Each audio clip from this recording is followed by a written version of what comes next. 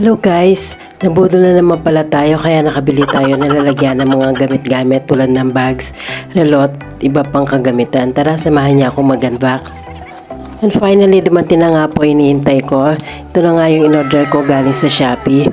Ang kita namin itong in-unbox para makita namin baka may damage o iba pang kulang yung item. Isa-isa na nga chinek ng asawa ko yung mga item. At pagkatapos rin ito, in-assemble na rin niya. Pagkatapos na nga niya i-check yung mga item at kumpleto naman, in-start na rin niya itong assemblein. Meron din naman itong instructions kung paano mo ito assemble. Meron nga pala itong iba't ibang size, may mahaba, may ikse, meron ding malapad. Ito rin yung napili ko kasi pang kwarto lang. Pero kung pang gagamitin sa kusina, pwede rin naman siguro piliin nyo yung malapad. Nakasil nga pala ito, nasa 2,000 plus ko lang siya nabili at mukha naman siyang matibay at makapal. And finally, ito na nga. Tapos na nga at na-assemble na rin niya yung cabinet. Nag-start na nga pala ako mag-ayos ng aking mga gamit-gamit.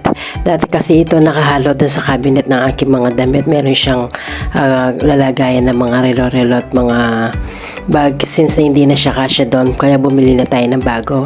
So nilagay natin dito yung ating mga relo, yung ating mga pabango, mga bags. Nag-unbox na rin pala tayo ng mga bags since hindi ko pa siya nabuksan magmula nung last year pa to. Ngayon pa lang natin siya bubuksan. And finally, eto na nga. Tapos na po. At cabinet na po ang ating mga gamit. At least po hindi na siya maalikabukan at napakaganda po niyan tingnan. Kung gusto niyo po yung item, pakiclick lang po yung link sa baba. Please like, follow, and share. Thanks for watching everyone. Have a good day.